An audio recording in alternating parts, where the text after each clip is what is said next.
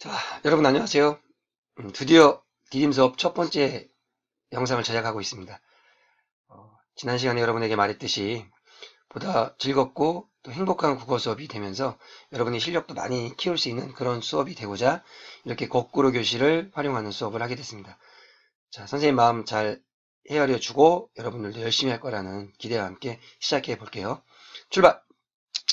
자, 오늘 첫 번째 3단원을 드디어 공부하게 됐습니다.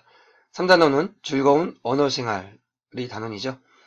두 개의 소단원 중 첫 번째 언어의 세계 요약 어디까지 해봤니?를 공부하게 될 텐데요. 우선 언어의 세계의 핵심적인 내용들을 디딤 수업으로 여러분에게 전달하겠습니다. 자, 한번 힘차게 출발해보죠. 여러분들 교과서는 페이지 100쪽이 되겠네요. 단연의 길잡이를 통해서 우리가 배우게 될 중요 내용을 한번 점검해 볼게요. 자, 오늘의 첫 번째 학습 목표입니다.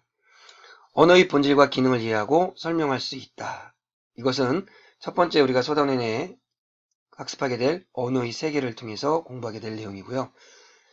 글을 읽는 목적에 따라 적절한 방법으로 내용을 요약할 수 있다는 두 번째 단원인 요약 어디까지 해봤니?를 통해서 공부하게 될 것입니다. 교과서 내용을 잠깐 한번 살펴보겠습니다.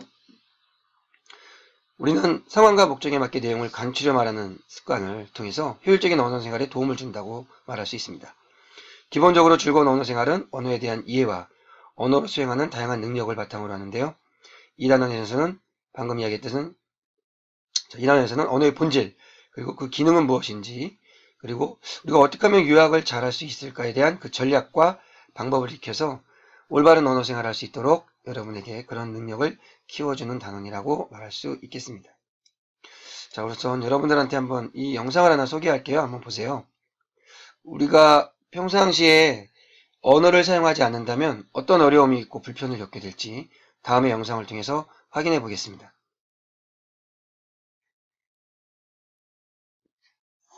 언어의 본질과 기능.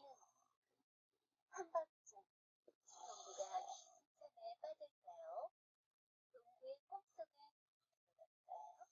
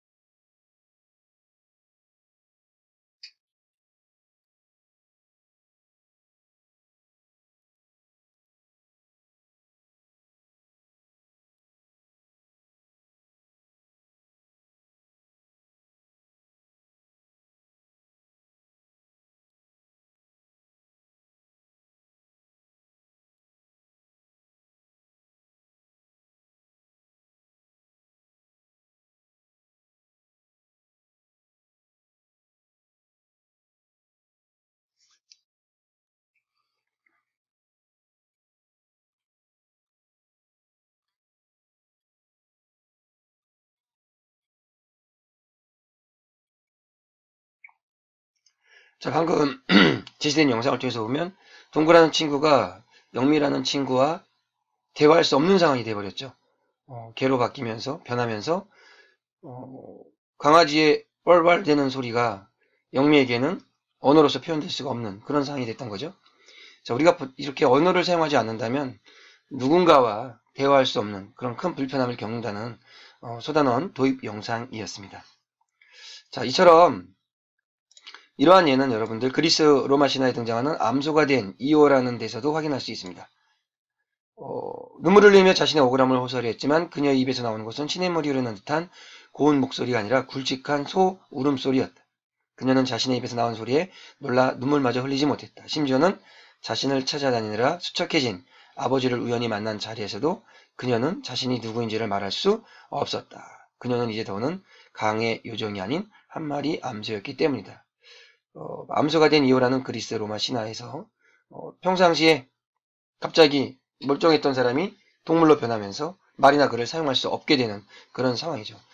그렇게 되면 여러분도 어떤 느낌이 들까요? 친구와 대화할 수 없는, 친구의 말을 알아들을 수 없는 그런 상황일 때 우리의 모습은 어떨까요, 과연?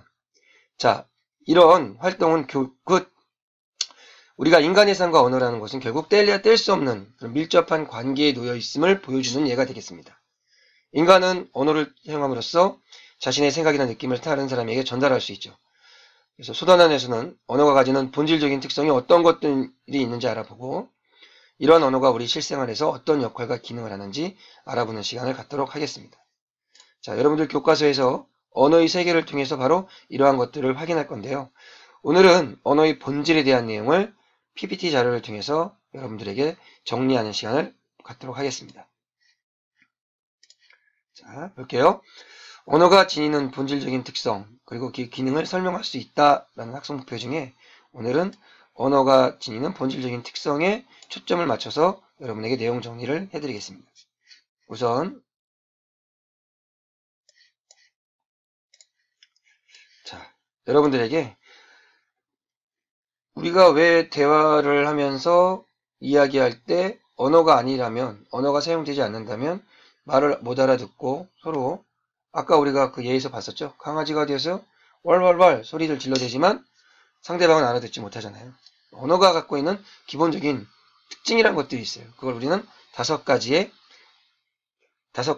본질이라고 말합니다. 그 다섯 가지의 본질의 첫 번째, 언어엔 자의성이라는 게 있어요. 말했듯이 좀 생소하죠. 더 이상 조금 이따 더 설명하겠습니다. 또 사회성이라는 언어의 중요한 특성이 있고요. 본질이 있고요.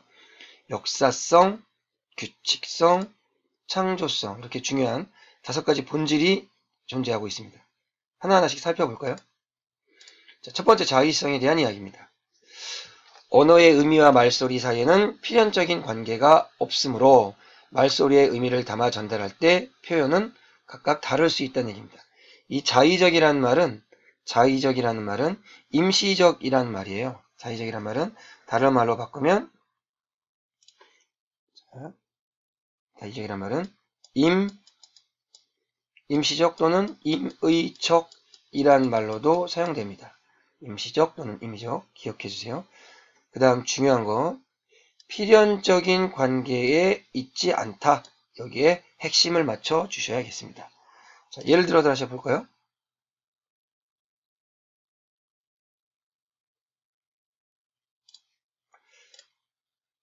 사랑에 대한 표현을 한번 보겠습니다. 사랑에 대한 표현인데 이 사랑을 한국에선 사랑이라고 표기하죠. 미국에서는 LOVE, love로. 그죠? 그 다음 중국에서는 워아이니의 I라는 말로 사랑을 표현합니다. 같은 의미를 갖고 있지만 의미는 같은데 각각의 표현하는 소리들은 이렇게 다를 수 있다는 얘기죠. 사랑에 대한 표현이 각각 다를 수 있다. 자의성을 말한다는 것입니다. 다음 계속 볼까요? 자, 이거 뭐예요, 여러분? 그렇죠, 개죠, 개. 강아지 개. 자, 한국에선 개라고 표기하고요. 프랑스에선 시앙, 독일에선 훈드, 미국에선 도그. 모두 다 같은 의미인 개를 드러내지만 그것을 표현하는 방법은 각각 다르다는 얘기죠. 이것이 바로 자의성에 대한 예입니다.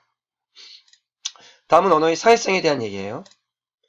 언어는 사회 구성원 간의 약속이므로 개인이 함부로 바꿀 수 없다라는 말이에요.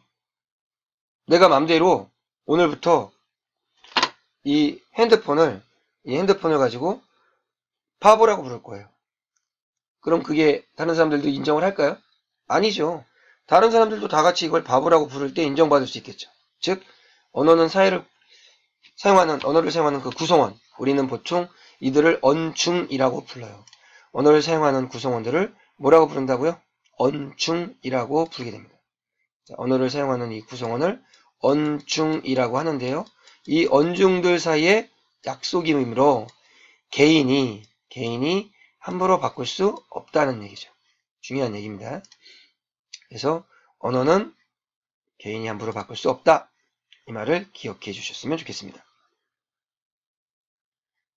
예를 볼까요? 마음대로 밥을 꽝으로 바꾸면 다른 사람들의 의미를 이해할 수 있어요. 자, 우리 점심 꽝 먹으러 가자. 점심 꽝 먹으러 가자. 사람들이 알아듣지 못하겠죠? 자, 사회성의 또 다른 예를 계속 볼게요. 칠판의 다른 말은 흑판입니다. 칠판을 다른 말로 흑판이라고 하는 이유는 이전에는 칠판이 까만색이었고 녹색으로 녹색으로 바뀐 후에도 그 말을 계속 사용하기 때문인데요. 사람들이 처음에는 흑판으로 썼겠지만 그 후에 약속은 칠판으로 바뀌었잖아요. 그렇기 때문에 이젠 흑판이라고 하면 아마 사람들이 못 알아듣겠죠. 흑판은 사회적으로 약속된 말이다. 그러나 지금은 이젠 아니겠죠. 흑판 대신 칠판이라고 사용하겠죠. 자, 세 번째 특성 본질 역사성입니다. 언어는 시간의 흐름에 따라서 의미나 형식 등이 변한다. 변한다는 말은 역사성이다. 이렇게 기억하면 좋을 것 같아요. 변한다, 역사성. 과거에 우리가 얼굴이라고 했던 말은 사실 얼골이라고 사용했던 말에서 지금은 얼굴로 바뀌었고요. 그 다음에 우리가 얼굴을 또 안면, 얼굴만을 뜻했던 게 아니라 실제로는 몸 전체를 뜻했던 말이게 돼요. 이게 형태나 의미나 형태에 따라서 사용되는 말이 뜻이 좀 달랐습니다. 예를 볼까요? 처음에 훈민정음을 만들었을 때는 글자들이 몇 개가 있었어요. 지금은 존재하지 않아요. 예를 들면 산이라는 말은 예전에는 매였고요. 오늘날에는 이 매라는 말을 쓰진 않고 산이라는 말로 통일해서 쓰잖아요. 그죠? 규칙성에 대한 예를 네 번째예요. 규칙성. 언어에는 따라야 할 규칙들이 있고 이를 어기면 어색한 표현이 되죠. 볼까요? 나는 예쁜 꽃을 샀다. 이 말이 맞는 말인데 나는 꽃 예쁜을 샀다. 지금 어떤 표현을 우리가 좀 어색하게 생각할 수밖에 없냐면 예쁜이라는 말은 뒤에 오는 꽃을 꾸며줍니다. 이게 맞는 표현인데 이걸 뒤바꿨어요. 이렇게 바꿔서 꽃을 앞에다 놓고 예쁜을 그 뒤에 놓으면 나는 꽃 예쁜 이렇게 꽃이 예쁜을 꾸밀 수 없죠. 이런 상황이 돼버리면 지켜야 할 규칙을 제대로 지키지 않아서 어색한 표현이 되는 거죠. 이런 것들은 규칙성에서 벗어나는 그러한 표현이라고 말할 수 있겠습니다. 이해되죠, 여러분? 네. 자, 계속적으로 예를 볼까요? 높임말을 사용하는 우리말인데요. 친구 사이엔 안녕? 근데 우도들께 할아버지한테 가서 할아버지 안녕? 아마 이러면 난리 날 겁니다. 그죠? 난리 날 거예요. 즉 높임법이라는 규칙을 지켜줘야 되는데 지키지 않으면 문제가 된다는 얘기예요. 또 조사라는 거 앞말에 붙여 쓰잖아요. 내가 너에게 밥을 하는데 가네, 에게노, 을밥 이렇게 거꾸로 사용하지 않잖아요. 그런 것처럼 규칙성이라는 걸 지켜줘야 됩니다. 마지막이에요. 창조성. 언어는 한정된 단어로 무한한 말과 표현을 만들어낼 수 있다는 얘기인데요. 누리집, 댓글 이런 말들 보면 기존에 없던 게 새롭게 생겨나죠. 시간이 변하고 많은 것들이 바뀌면서 새로운 단어가 필요하다면 그건 만들어서 써야겠죠. 그게 바로 창조성이라는 언어의 본질적인 특성 때문에 가능한 거죠. 이렇게 우리가 창조성의 예를 또 살펴보면 없던 말들 막 얼짱, 몸짱, 훈남. 선생님 바로 누구예요? 몸짱일, 얼짱이죠? 얼짱이죠? 네, 감사합니다. 물론 훈남이기도 하죠. 이렇게 없던 말들이 생겨나기도 합니다. 또 하나의 의미를 다양하게 표현할 수도 있어요. 어서 오세요 라는 표현은 어서 와, 빨리 오세요, 후딱후딱 이런 말도 쓸 수 있겠죠. 그러니까 하나의 표현이라더라도 그걸 좀 다양하게 창조적으로 쓸 수 있는 게 우리 인간의 언어의 특성, 본질적 특성이라고 말할 수 있습니다. 이것이 바로 다른 동물들과는 구별되는 중요한 특성이죠. 무슨 말인지 알겠어요? 자, 교과서에서 한 번 더 확인해 볼게요.